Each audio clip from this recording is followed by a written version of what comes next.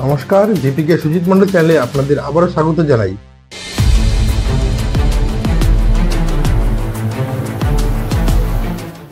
আমাদের প্রতিবেশী দেশ নেপালের রাজপথে হাজারো জনতা এক নতুন বৃহত্তর আন্দোলনে নেমে পড়েছে।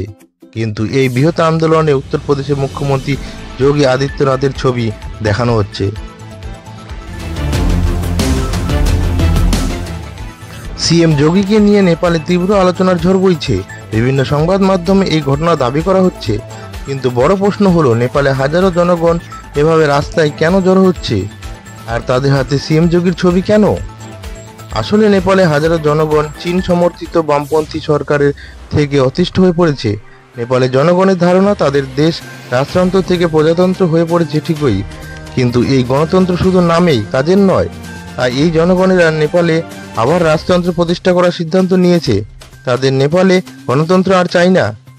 আপনাদের জানিয়ে রাখছি যে নেপালে 2008 সালে তাদের 248 বছরের পুরানো রাজতন্ত্রকে বদলে দিয়েছিল, আর তারপরে নেপাল গণতন্ত্র প্রতিষ্ঠা করেছিল।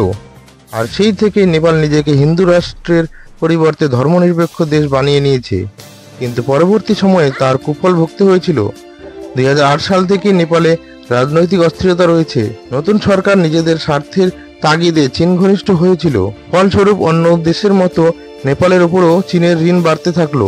বামপন্থীদের দ্বারা প্রভাবিত হয়ে সেখানে যা অল্প সংখ্যক মুসলমান কট্টরপন্থীরা আছে, তাদের সাহস চরমে উঠে যায় ও সংখ্যাগরিষ্ঠ হিন্দুদের ওপর পাথর হামলা পর্যন্ত করে।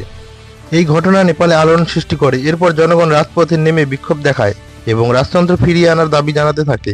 হাজারো সংখ্যক নেপালি কাঠমান্ডুতে নেপালের পূর্ব রাজা জ্ঞানেন্দ্র শাহের স্বাগতম করতে জমা হয়।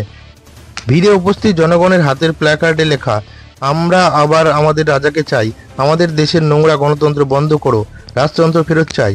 এই র্যালিতে তাদের পূর্বতম রাজা জ্ঞানেন্দ্র শাহ এর ছবি দেখানো হচ্ছিল।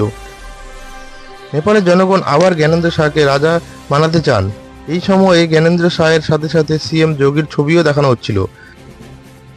বলা হচ্ছে যে জ্ঞানেন্দ্র শাহ সিএম যোগীর হিন্দুত্ববাদী ভাবমূর্তি পছন্দ করেন।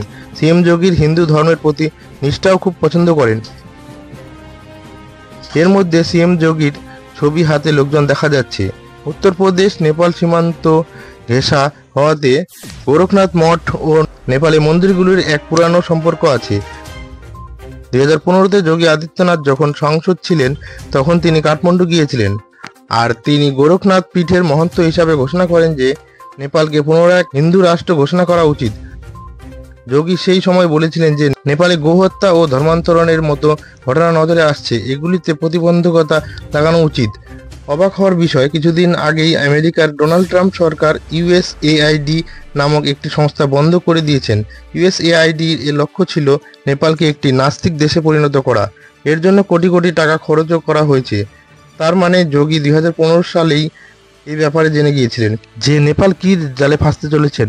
কিন্তু এখন নেপালের পূর্ব রাজা ময়দানে নেমে গেছেন, আর তার হাজারো সমর্থকও রাজপথে নেমে গেছে, তাও সিএম যোগীর ছবির সাথে। লক্ষ্য নেপালকে রাজতন্ত্রের দিকে এগিয়ে নিয়ে যাওয়া। রাজতন্ত্র আসলে হিন্দু রাষ্ট্র হিসাবে ফিরে আসবে নেপাল। আর এই বৃহত্তর আন্দোলনের পোস্টার বয় সিএম যোগী আদিত্যনাথ।